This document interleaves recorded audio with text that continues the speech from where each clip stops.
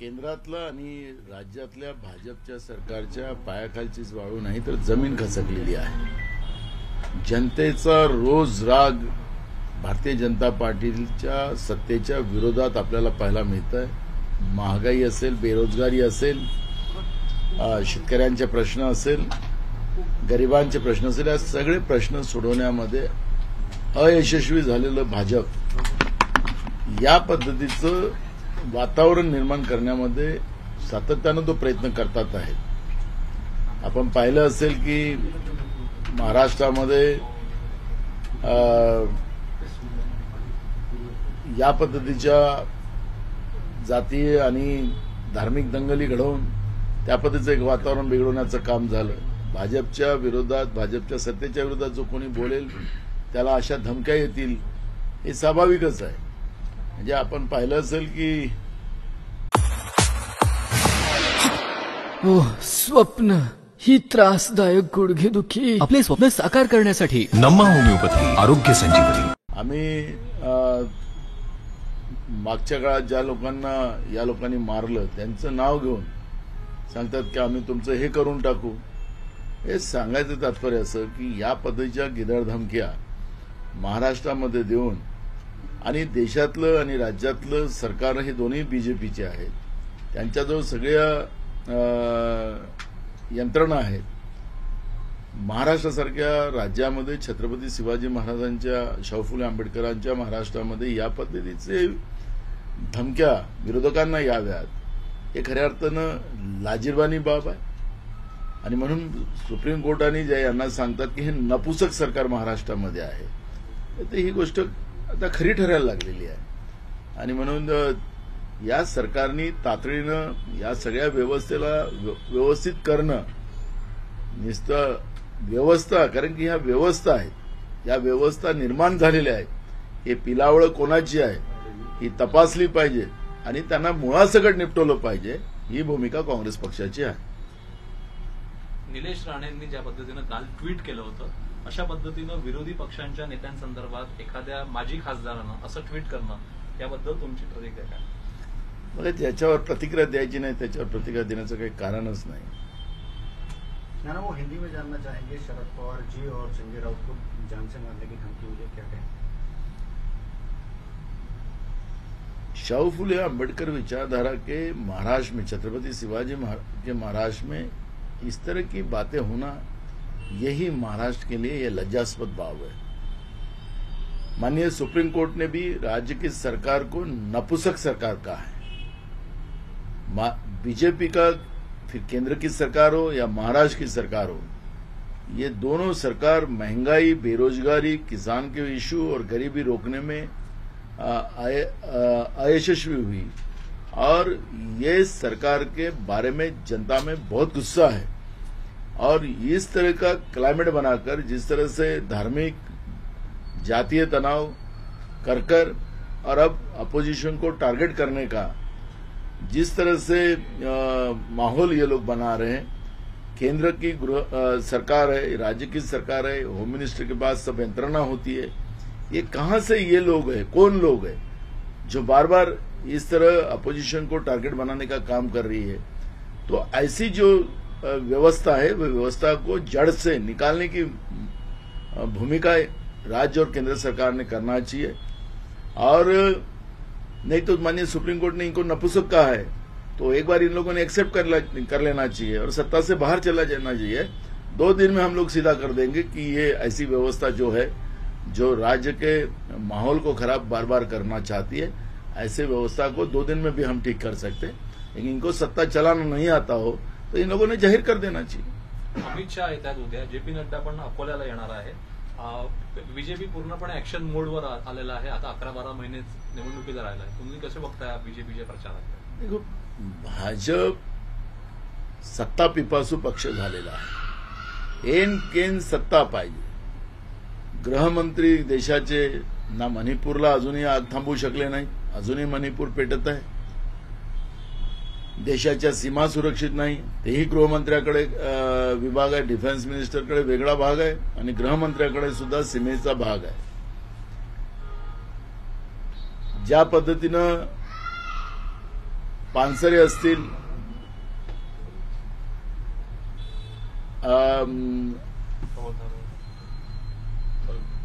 दाभोळकर असतील, अशा लोकांचा, या अशा वैचारिक लोकांना मारण्यात आलं. त्या मारेकऱ्यांना सुद्धा अजून या लोकांनी शोधलं नाही.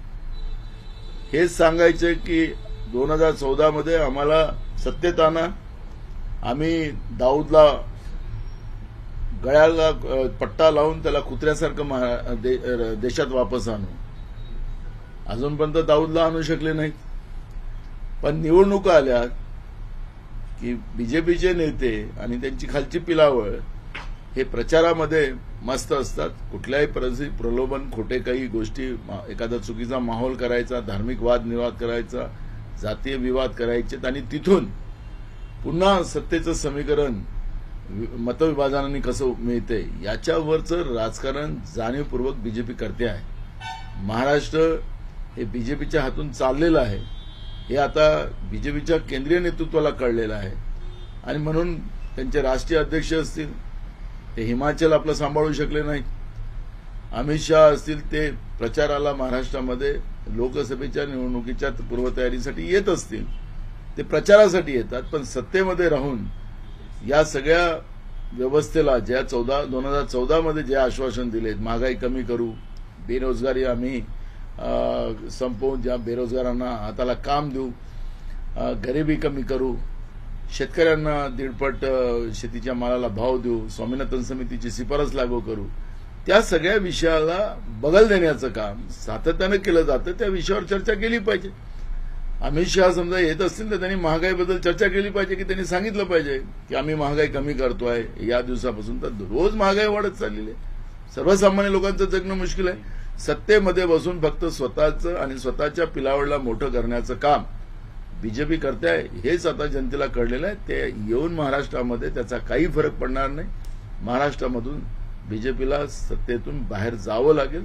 खासदार त्यांचे महाराष्ट्रातून आता पाहिजे त्या आकड्यामध्ये खासदार त्यांना मिळणार नाही. ही परिस्थिती महाराष्ट्रामध्ये आहे. काँग्रेसमध्ये पण मोठे फेरबदल येणाऱ्या दिवसात केले जाणार आहे. प्रभारी देखील नवीन नियुक्त केले जाणार. बघा, संघटनात्मक बदलाव चालू असतात. त्याला काही फार काही करायची त्याला आवश्यकता नसतं. संघटनात्मक बदलाव असतात. त्या बदलावामध्ये प्रभारी असतील, संघटनेतले बदल असतील, या सगळ्या गोष्टी चालत राहतात.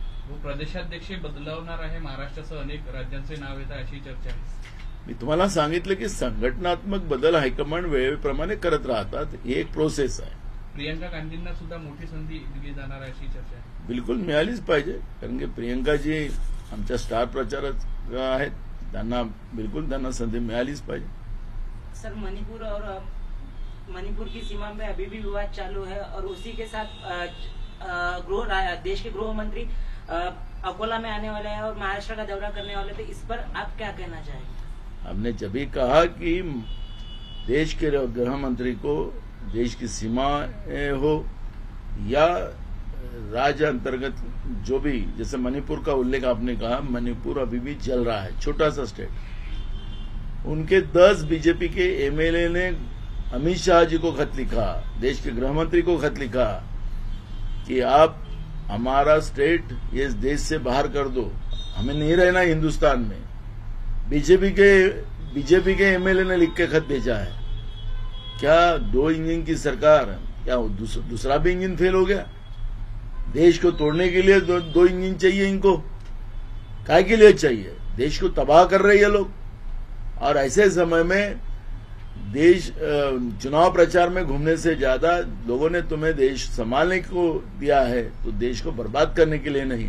लेकिन चुनाव पास में आ रहे लोकसभा के 6 महीने के बाद में फरवरी में आचार संहिता आने वाली है और उसके लिए बीजेपी के राष्ट्रीय अध्यक्ष जो हिमाचल से, वो हिमाचल भी जीत नहीं सके और खुद अमित शाह गृह मंत्री है वो भी यहाँ पे आ रहे. तो यहाँ महाराष्ट्र में आने के बाद कोई भी फर्क नहीं पड़ेगा. महाराष्ट्र की जनता ये शाहू फुले अम्बेडकर विचारधारा की है. उनको समझ में आ गया है कि महाराष्ट्र को बर्बाद करने का काम बीजेपी कर रही है. महाराष्ट्र का जो सामाजिक समतोल है वो बिगाड़ने का काम बीजेपी कर रही है और इसलिए महाराष्ट्र की जनता अब बीजेपी के भूल में नहीं आएंगी. आप उनके फूल में भी नहीं जाएंगे।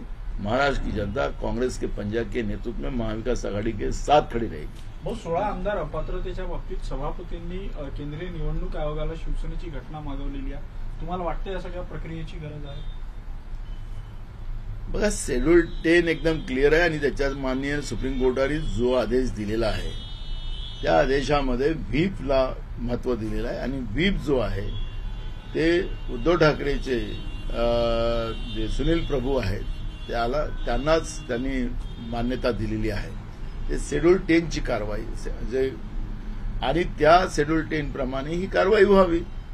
पण आता निवडणूक आयोग असेल, विधानसभेचे अध्यक्ष असतील, ते काय करतात आता त्याच्यावर ते एक प्रक्रिया आहे, त्या प्रक्रियेवर बोलण्याचं कुठले कारण नाही। पण ज्यावेळेस या सगळ्या प्रक्रिया पूर्ण होईल आणि निकाल येईल त्यावेळेस याच्यावरची योग्य प्रतिक्रिया देऊ। आज त्या सगळ्या बाबीवर आज बोलणं हे चुकीचं ठरेल आणि म्हणून मी त्याच्यावर आज बोलणं टाळतो आहे। औरंगजेब के मुद्दे में फिर आज भीड़ का आष्टी जिला बंद रखा गया हिंदू लोगों की तरफ से। देखो, ये जानबूझकर ये सब बातें मैंने कहा बार बार कि ये जानबूझकर किया जा रहा है। आखिरी औरंगजेब के वो डीपी के बारे में जो 2 बच्चों ने किया था उसके ऊपर मुस्लिमों ने कहा कि ये बच्चों ने गलत किया, इनके ऊपर एक्शन होना चाहिए। जब गलत है, अगर उस धर्म के लोग कहते कि ये गलत है तो विवाद तो खड़ा होने की जरूरत नहीं थी। लेकिन तथाकथित धर्म के ठेकेदार जो है होते हैं वो इस तरह का माहौल किसी सत्ता दल के आधार पर ये लोग खेल रहे हैं, इस तरह की बातें सामने आ रही है। तब पुलिस क्या कर रही है, तब देश के राज्य के गृह मंत्री क्या कर रहे हैं? ये तनाव इस तरह से और इसी आधार पर माननीय सुप्रीम कोर्ट ने कहा था कि ये नपुंसक सरकार महाराष्ट्र में है। इसी समय यही लाइनों के आधार पर कहा था। तो ये सरकार को शर्म ही नहीं है महाराष्ट्र के, और इस तरह की ये सब तनाव पैदा कर मूल इश्यू से जनता को डाइवर्ट करने का काम कर रही है। जो महंगाई है, बेरोजगारी है, किसान का इश्यू है, गरीब का इश्यू है, वो मुद्दों को डाइवर्ट करने के लिए, क्योंकि उसमें फेल हो चुकी है बीजेपी, केंद्र की सरकार और राज्य की सरकार, और इसलिए अपने को पास करने के लिए इस तरह के धार्मिक और सामाजिक तेड़ निर्माण कर जीतने की एक यशस्वी कोशिश बीजेपी कर रही है। लेकिन इसमें महाराष्ट्र में ये सफल नहीं होगी। कोल्हापुरात पहिलं ऍक्शनवर रिॲक्शन झाली आहे। औरंगजेबाचे फोटो स्टेटस काही तरुणांनी ठेवले होते। प्रश्न निर्माण होतो की औरंगजेबाचा कळवळा अचानक का निर्माण झाला काही लोकांना, आणि त्यानंतर ही रिॲक्शन कोल्हापूरमध्ये झाली। हिंदुत्ववादी संघटनांनी बंद ठेवला आणि त्यानंतर ज्या कोणी मुलांनी केलेला होता, ज्या धर्माचे मुलं होते त्या धर्माच्याच लोकांनी सांगितले की मुलांनी चुकीचं केलेलं आहे। आता चुकीचं केलेलं त्या धर्मातलीच लोक त्याला समर्थन करत नाही। त्या मुलांनी त्यांच्यावर कारवाई केली, पोलिसांनी कारवाई केली, ते पोलिसांनी त्यांना अरेस्ट केलं। पण पोलिसांनी अरेस्ट केल्यानंतरही त्या ज्या लोकांनी डीपी ठेवली औरंगजेबाची, त्याच्यानंतर तथाकथित धर्माच्या ठेकेदारांनी या पद्धतीनं राज्याचा माहोल बिघडवायचा, शाहू फुले आंबेडकर विचारधारेला काळीमा लावण्याचं काम जेव्हा चालतं, हे कोणी ना कोणी त्यांच्या मागे आहे। पोलीस काय करताय, पोलीस का बघायची भूमिका घेते आहे, त्यावेळी शासनाचे गृहमंत्री काय करतात आहेत, आखरी या सगळ्याच्या मागे बीजेपीचाच हात आहे। बीजेपी केंद्रातल्या आणि राज्यातल्या जे सरकार आहे ते दोन्ही नापास झालेले जनतेतले हे लोक आहेत आणि महागाई, बेरोजगारी, शेतकऱ्यांचे प्रश्न, गरिबांचे प्रश्न सोडवण्यामध्ये अयशस्वी झालेली बीजेपी या पद्धतीचं मतविभाजन करून पुन्हा जिंकण्याचा प्रयत्न करत आहे। पण याच्यामध्ये त्यांना सफलता मिळणार नाही। ते नापास म्हणजे नापासच महाराष्ट्रात झालेलं आहे। शाहू फुले आंबेडकरांच्या विचाराला काळीमा लावण्याचं हे जे पाप या लोकांनी केलेलं आहे, याचा परिणाम यांना भोगावा लागेल। बीजेपीला सत्तेच्या बाहेर जावं लागेल। लाल मातीतली कुस्ती म्हणजे